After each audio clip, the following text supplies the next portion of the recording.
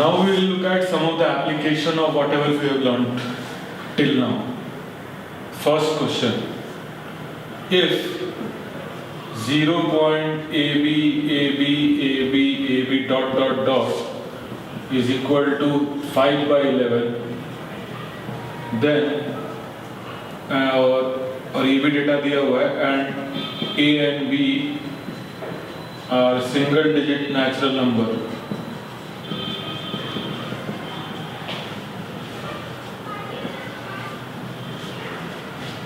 Then find the value of A plus B. ये सवाल है। कल हम लोगों ने देखा था कि ये रिपीटिशन वाला पार्ट में ये रिकरिंग नॉन टर्मिनेटिंग डेसिमल है, इसको P by Q फॉर्म में लिखने के लिए we used to write it like this first, और 2 डिजिट रिपीट हो रहा है तो जल्दी से we can write it as AB by 99 and this is equal to 5 by 11. तो 11 9 जा तो AB becomes 45. अब यहाँ पर एक गलती क्या करते हैं लोग, ये AB को लोग A into B समझते हैं, ये A into B नहीं है। This is a आपको 2 digit number with B at the units place and A at the tens place. So this is not A into B, this is rather ये tens place का digit है और ये units place का digit है। तो A will correspond to 4 and B will correspond to 5. मतलब A का वैल्यू होगा 4 और B का वैल्यू होगा 5, मतलब A plus B मांग रहा है तो आंसर हो जाएगा 9 अपने को, ये आंसर हो गया। Let's look at the second problem. ये थोड़ा सा एक लेवल ऊंचा है। Let's say आपको डेटा दिया हुआ है 0 point AB AB and dot dot dot into n is an integer. ये सवाल में दिया हुआ है where A and B are your single digit natural number.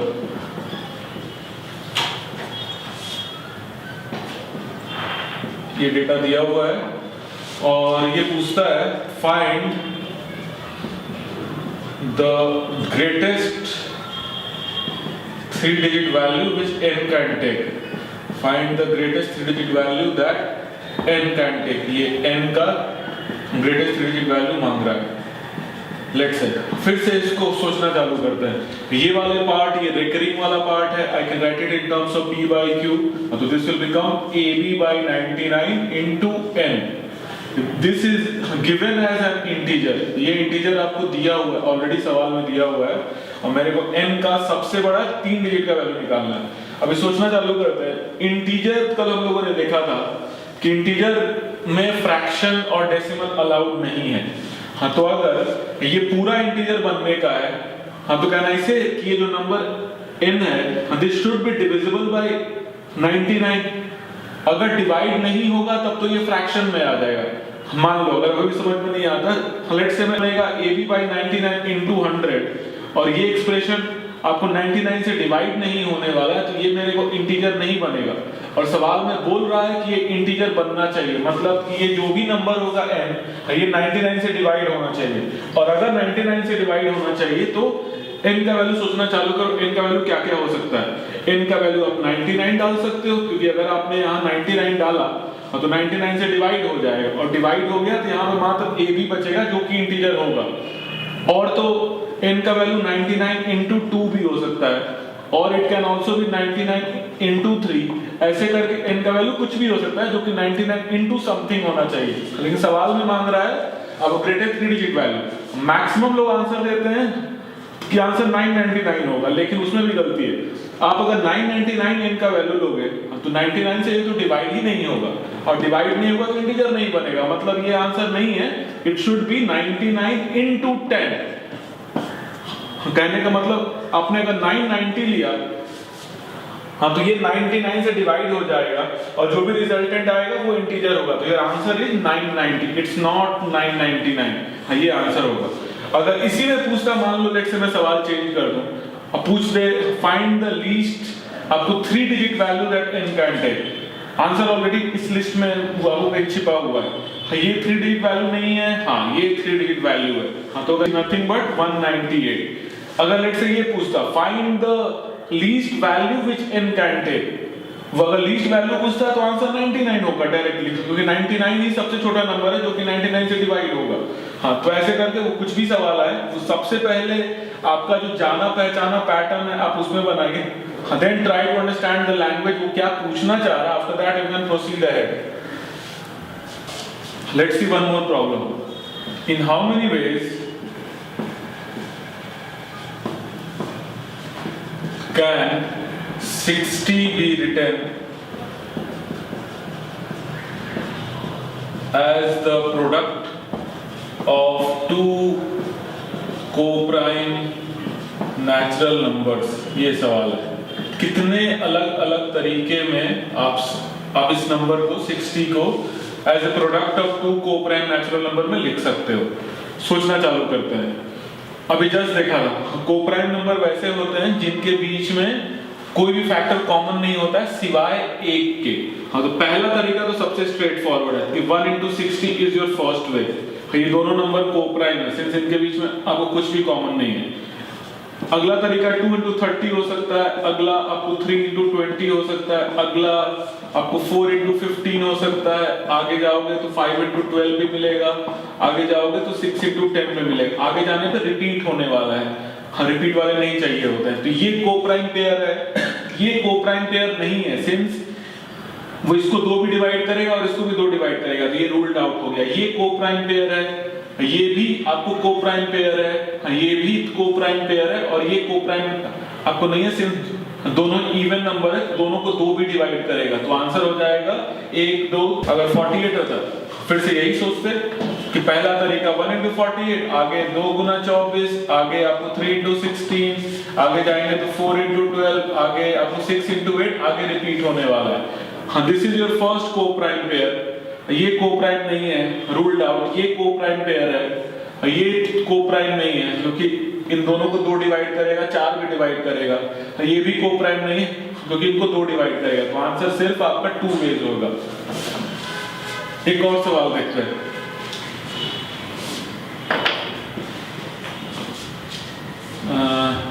If P is a prime number greater than 3, then what would be the remainder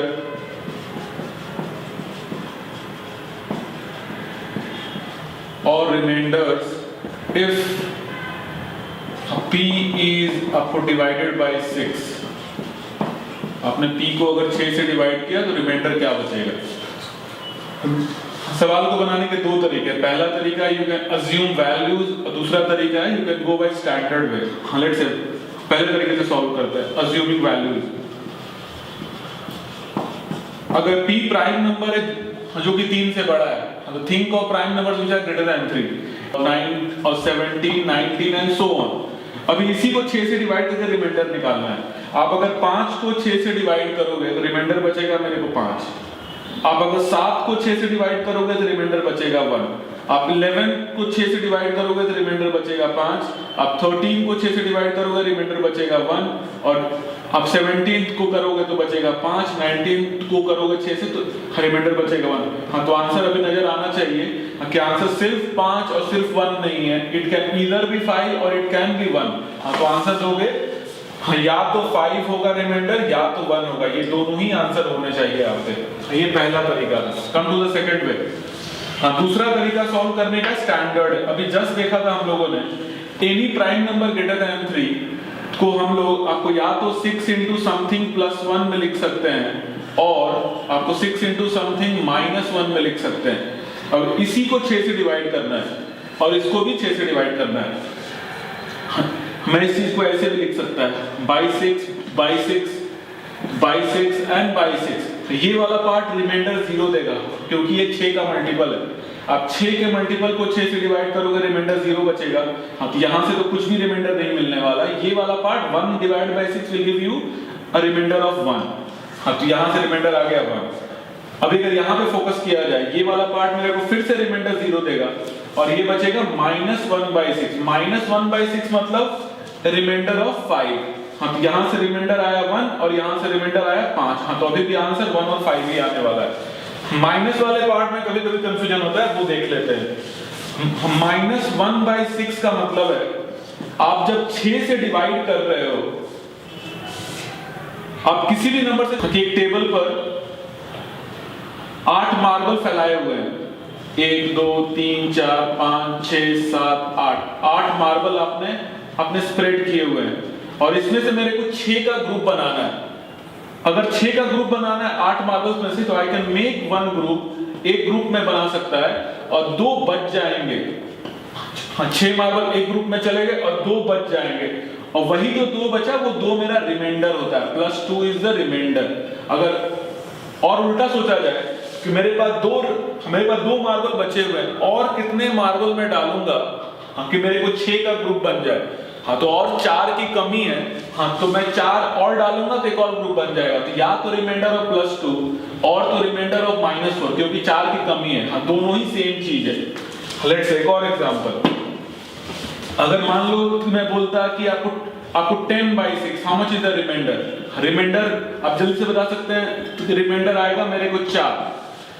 उल्टा सोचना चालू किया जाए कि आप 6 से डिवाइड कर रहे हो, मतलब 6 का ग्रुप बना रहे हो, आपके पास 4 एक्स्ट्रा बचा हुआ है, आप और कितने मार्बल्स डालोगे कि एक और ग्रुप 6 का बन जाए, और 2 की कमी है, हाँ तो या तो रिमाइंडर +4 का बोलो या तो रिमाइंडर -2 का बोलो, हाँ दोनों ही सेम चीज है और दोनों ही आंसर सही है।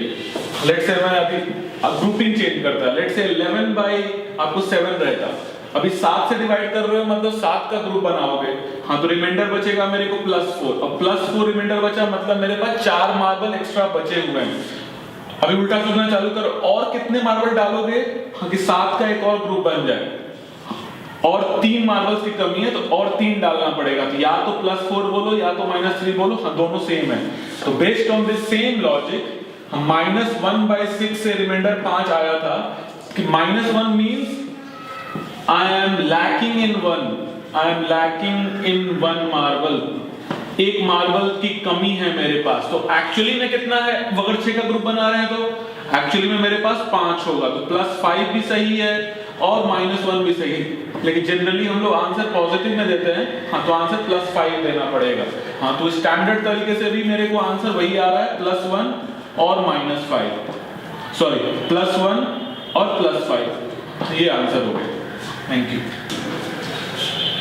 We'll look at this final example of the first chapter. Question बोलता है, what will be the remainder when sum of squares of all the prime number greater than 3 but less than 100 is divided by 6? हाँ सबसे पहले language समझना चाहिए अपने को, सवाल पूछ क्या रहा है। First of all think how many prime numbers are there? पहले 100 नंबर में how many prime numbers are there? कुल मिलाकर 25 प्राइम नंबर होते हैं, ये बात पहले हो चुकी है। ये सारे प्राइम नंबर है, 2 3 5 7 11 13 आगे 17 19 up till 97, all these are my prime number. अभी सवाल पूछता है कि वैसे प्राइम नंबर चाहिए जो कि 3 से बड़े हो, 3 से बड़े हो मतलब ये नहीं चलेगा ये नहीं चलेगा, हाँ तो यहाँ से लेकर यहाँ तक कुल मिलाकर 25 थे, आपको 2 रूल्ड आउट हो गया, मतलब कि मात्र मेरे को 23 प्राइम नंबर से ही मतलब है, आपको 23 प्राइम नंबर ही लेना है। और ये भी हम लोगों ने देखा था, any prime number greater than 3 it can be represented in the form of either 6n + 1 और 6n - 1, मतलब ये सारे जो प्राइम नंबर है इन सारे को मैं 6n + 1 और 6n - 1 के फॉर्म में लिख सकता हूँ।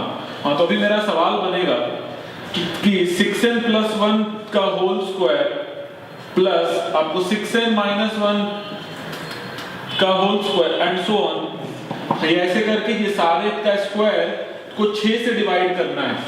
अभी सोचना चालू करो इंडिविजुअली कि अगर मैं इसको 6 से डिवाइड करूं तो रिमाइंडर क्या मिलेगा। ये वाला पार्ट 6 का मल्टीपल है, आप उसको स्क्वायर भी करोगे तो 6 का मल्टीपल ही रहेगा।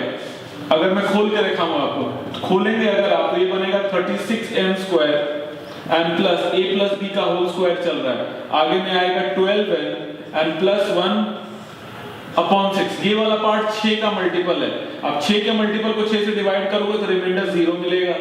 आपको ये भी 6 का मल्टीपल है, आप 6 से डिवाइड करोगे तो रिमाइंडर 0 मिलेगा और यहाँ से मेरे को 1 मिलेगा। हाँ तो फाइनल रिमाइंडर इसका 1 आया। अभी अगर यहाँ पे -1 भी होता मान लो, हाँ तो ये a - b का होल स्क्वायर चलने वाला है, हाँ ये बनेगा 36n², आगे में -12n एंड +1, हाँ तो ये भी रिमाइंडर 0 देगा, ये भी 0 देगा और ये 1 देगा। हाँ तो इसका भी रिमाइंडर 1 ही आएगा। हाँ तो नटशेल में अगर मैं कहना चाहूँ तो बोल सकता है कि 6n + 1 का होल स्क्वायर को 6 से डिवाइड करो, या आप 6n - 1 का होल स्क्वायर को 6 से डिवाइड करो, आपको रिमाइंडर दोनों सिनेरियो में 1 ही आने वाला है। और वैसा मेरे को 23 बार मिलेगा क्योंकि वैसे 23 प्राइम नंबर है। हाँ तो ये आ जाएगा 1 + 1 + 1 + 1 + 1 रिटर्न आपको 23 टाइम्स एंड डिवाइड बाय 6।